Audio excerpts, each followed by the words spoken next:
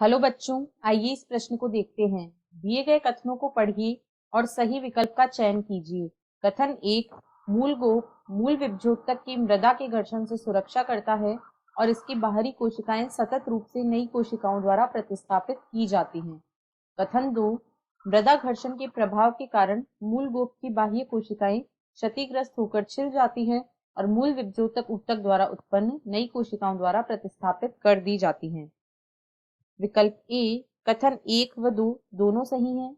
विकल्प बी, कथन 1 गलत है और कथन 2 सही है। विकल्प सी, कथन 1 सही और कथन 2 गलत है।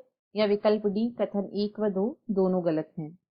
तो इस प्रश्न की जो मुख्य अवधारणा है, मुख्य अवधारणा वह है मूल गोप। इस प्रश्न की जो मुख्य अवधारणा है वह है मूल गोप। मूल गोप की संरचना को यदि हम देखें या मूल गोप के बारे में हम देखें, उससे पहले हम जो जड़ है, जड़ उसकी विभिन्न क्षेत्रों यानी उसकी संरचना, आंतरिक संरचना को देखते हैं। एक जड़ जो है उसमें विभिन्न क्षेत्र पाए जाते हैं। हम यहाँ उनको एक चित्र के माध्यम से दिखाने की कोशिश करते हैं। ये एक जड़ हम बना रहे हैं जिसमें यहाँ पर मूल रोम पाए जाते हैं। यह क्षेत्र परिपक्वन क्षेत्र होता है क्योंकि यहाँ पर विभिन्न कोशिकाओं का परिपक्वन एवं विभेदन होता है तथा यहाँ मूल रोम भी विकसित होते हैं। इसके बाद ये वाला जो क्षेत्र है यह परिपक्वन क्षेत्र है। परिपक्वन, यह परिपक्वन क्षेत्र है। यहाँ विभिन्न कोशिकाओं का परिपक्वन तथा विभेदन होता है। साथ ही साथ यही वह क्षेत्र होता है जहां से मूल रोम निकलते हैं। अब यदि हम इसके आगे देखें तो इसके आगे के क्षेत्र को दीर्घीकरण क्षेत्र कहा जाता है। इस क्षेत्र को दीर्घीकरण क्षेत्र कहा जाता है। और यहाँ नीचे मूल गोप पाया जाता है, मूल गोप, जिसे रूट कैप भी कहा जाता है।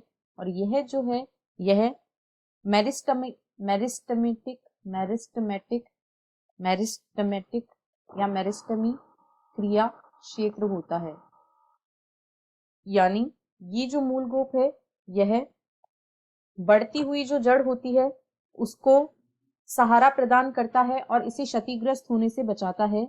मूल गोप जो होता है यह मूल विभजोतक, मूल जो विभजोतक ऊतक होता है, अभी हम चित्र के माध्यम से भी देखेंगे, तो मूल विभजोतक की मृदा के घर्षण से सुरक्षा करता है।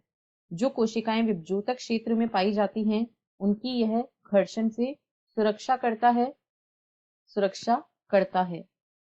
इस क्षेत्र की जो कोशिकाएं हैं इसके ठीक ऊपर मेरिस्टेमेटिक क्रिया क्षेत्र पाया जाता है, यानी विभजोतकी क्रिया क्षेत्र पाया जाता है।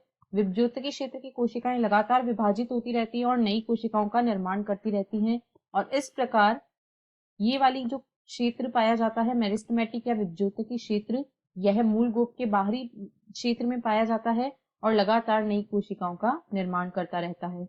साथ ही मृदा के जो घर्षण का प्रभाव होता है उसकी वजह से जो मूल गोप के बाह्य क्षेत्र की कोशिकाएं होती हैं, यानी इस क्षेत्र की कोशिकाएं जो होती हैं, इस क्षेत्र की कोशिकाएं ये लगातार क्षतिग्रस्त होती जाती हैं। तो इन कोशिकाओं को लगातार मूल विभजोतक ऊतक द्वारा निर्मित नई कोशिकाओं से प्रतिस्थापित कर दिया जाता है। अब यदि हम दिए गए कथनों को देखें तो कथन 1 में कहा गया है मूल गोप मूल विभजोतक की मृदा के घर्षण से सुरक्षा करता है और इसकी बाहरी कोशिकाएं सतत रूप से नई कोशिकाओं द्वारा प्रतिस्थापित की जाती हैं। यह अभी हमने देखा बिल्कुल सही कथन है। कथन 2 में कहा गया है मृदा घर्षण के प्रभाव के कारण मूल गोप की बाह्य कोशिकाएं क्षतिग्रस्त होकर छिल जाती हैं और मूल विभजोतक ऊतक द्वारा उत्पन्न नई कोशिकाओं द्वारा प्रतिस्थापित कर दी जाती हैं। यह कथन भी बिल्कुल सही है। अतः कथन 1 व 2 दोनों सही हैं, इसीलिए विकल्प ए इस प्रश्न का सही उत्तर होगा। कथन 1 व 2 दोनों सही हैं। आशा है आपको प्रश्न समझ आया होगा। धन्यवाद।